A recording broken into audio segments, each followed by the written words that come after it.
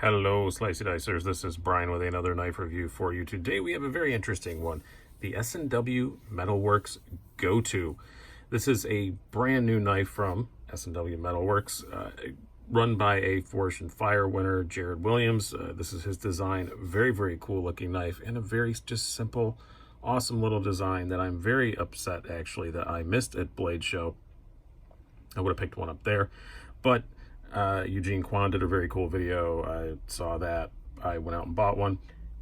They were $50 at Blade Show. They said they were going to be available for $50 for a limited time on their website, and they were going up to $65. Well, they changed their minds. They're going to remain $50, which is awesome because it is a super cool knife, and I think one that people should check out. Not only is it pretty inexpensive and 100% made in the USA, it is a very unique slip joint design. You have this built-in the spring is built into the blade, sort of reminiscent of the Chris Reeve tie lock or something like that. It just slides around. It's really neat. It's pretty cool. I will say these do not rotate. They kind of look like they would. I think Eugene said that in the video, and I would have thought the same thing, but they don't. They just kind of slide along here. Pretty darn cool, I do have to say. It's a pretty neat little knife. Very simple construction. You've just got mild steel for the handles that's just bent around in this kind of U-shaped loop. You have a 1095 steel blade, some phosphor bronze washers, and yeah, that's pretty much it. And these little cami things up here, I guess you call them cams. It's yeah, super easy, simple construction. Comes in a bunch of different handle colors. Comes in either the spear point or a tanto. Currently all that's available is the black blade. It does have a drop down thing for that, but it only says black, so I assume at some point a regular satin or something other finished blade will be available. It is 1095 steel, if I didn't say that. Just a super simple construction knife, and they are definitely working on a lot more. I've been watching their Instagram, and I've seen little spy shots of aluminum versions, titanium, stuff like that, maybe some larger versions with pocket clips. It looks they've got a lot of stuff in the works, and I'm pretty happy about that because this knife is super interesting and just super cool. And for $50, it's just a cool thing to have in your collection. So I'm doing my summary before I do the review, but that happens sometimes. I really do like it a lot. I like the look of it too. I just like the super simple construction. It just a lot of other countries, I've talked about this before, and before we get in the proper review, I'm going to go on a little bit of a rant here. A lot of countries, like for instance, France, we all know and love the Opinel. It's a peasant knife. It's a knife that a lot of countries just have their own little super simple knives that were made for farmers and workers and things like that. And in America, we have like our case, our normal or buck or whatever, normal little slip joints, but nothing to that simplicity of something like an Opinel. This comes damn close to that, and I just really like that. I feel like it really is sort of the American peasant knife, which sounds like an insult but isn't. I just, that's the overall feel I get of this. I just really like that quality of it. I've always liked peasant knives. I collect them every country I go to. I Google what's your traditional knife from this country, and a lot of them are stuff like that. And of course, most countries have them out of wood, but of course you're going to make one in America, you're going to make it out of steel. That's just how it is. So that's what we do here. We make steel things, and this is definitely a steel thing. Really do very much just like that sort of aspect of it. But to get into a proper review, let's get going here. Let's do some stats and size comparisons. This is how we always start out. We have a blade length of 2.6 inches, overall length of 6.25 inches, blade thickness very, very thin, just 0.095 inches, handle thickness of 0.37 inches, and a weight a bit hefty, as you'd expect with a mild steel handle. 2.9 ounces. Is it heavy? No, absolutely not. But for a knife this size, you might expect it to be a little bit lighter. Now, some size comparisons. We're not going to do the usuals because it would be kind of pointless. Our Para 3 and our PM2. This is a lot smaller than both of those. But we'll pull out some more common slip joints. We have your Swiss Army Cadet. You can see it's just a little bit longer than that. And as I showed earlier, this is a Case Mini Trapper. I'm just going to pick a random blade here because they're all about the same. very similar in overall length to the mini trapper. So there's that. As far as that blade itself goes, as I said, 1095 steel.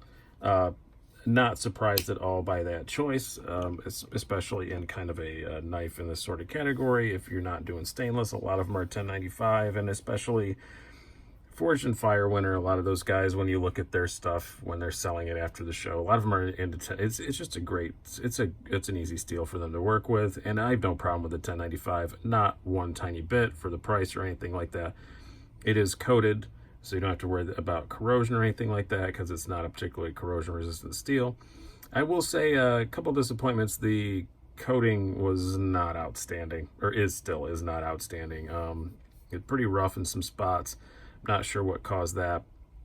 And in this particular example, I think it was, when I got out of the box, there was a couple sharp spots in the blade, but they came off, or a couple of not sharp spots, of course you want sharp spots, a couple little burrs almost on the blade, but ceramic rod in 15 seconds, and now it's screaming sharp. I think it might have been like the coating or something. I don't know what it was, but yeah, the edge wasn't awesome, and there are still some rough spots on this coating. But other than that, 18 thousandths behind the edge, I'm okay with that. I like the blade shape. It does come in a tanto or a spear point.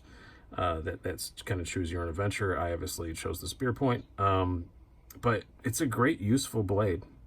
I have no issues with it other than coating's a bit rough, and initially I did take a couple swipes at it before I really properly used it, because I could just feel it was not great.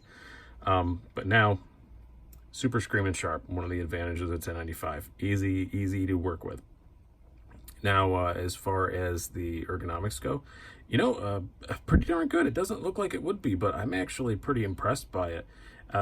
I think if it was any longer, I would have some problems with the back of this handle causing a hot spot, but at the size that it's at, I don't.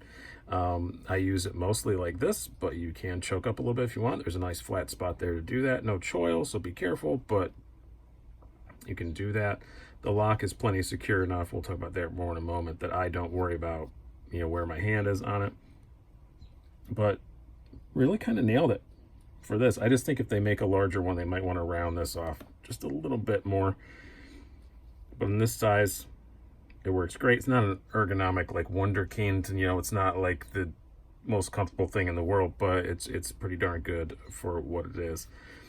As far as the carry goes, it definitely fits in that fifth pocket of your jeans completely fine. It's as I said, a bit heavy, but not horribly overly so. And like I said, they are working on it. I have seen aluminum and titanium, like little at least samples they got in, so hopefully that will be a thing that comes out.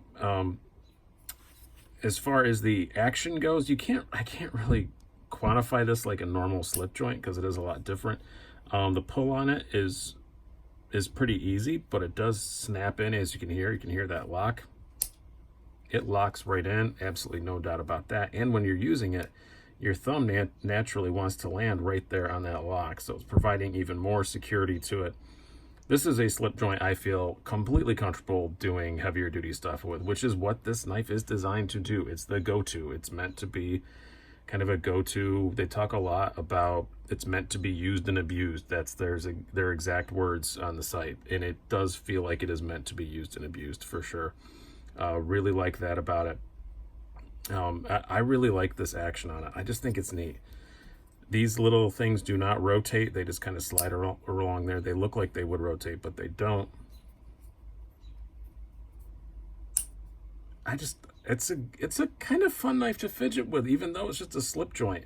It's definitely one of my most fun slip joints to play with. You can one-hand it if you choose to. It will stop there, but man, it's darn close. I don't like closing it one-handed, I will say. I don't really enjoy doing that. There's no secondary stop or anything like that. I usually two-hand close it and two-hand open it, both. But it is kind of fun to fiddle with. I do like it. There's no blade play or anything. You cannot take it apart. I thought you could. It looks like you can, but if you look closely at this, you can see that's kind of press fit in there on the pivot. At least this particular one, I can't get apart. But you can adjust the pivot here. You can loosen it up a whole lot to get lube in there to, blow it out with a air compressor or whatever you want.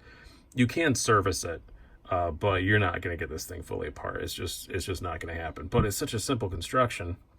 You just kind of remove the pivot screw. You can kind of open it up a little bit and do whatever you want, but you can't get it fully apart. Not that there's a whole lot you could do anyway if you want to polish some bushings or something like that. But yeah, my overall opinion, man, I just think this is super cool. Like I said, it's just it feels to me like an American peasant knife, and I love that about it. I think it's just super neat. It's a very unique lock system. I don't know any others like that in a slip jointy kind of form. And I know there's some other locks that are similar, but they usually have some kind of release or something in a slip jointy sort of thing. I don't know of any. Comment down below if you know of more of them. But I'm just super impressed with it. I really like it, and I cannot wait to see what they come out with later. It comes in very simple packaging. It just comes in this little pouch. It came in a padded envelope, which is fine with me, because what can you do to hurt this thing? It doesn't need to be in a giant box full of peanuts. It's gonna be fine. It's a completely almost indestructible knife. So I'm really eager to see what they've got coming out, and I really like this one, and it's definitely something I will keep around. It's just cool. It's just unique and cool, and it's $50. So that's a very good price for 100% made in the USA.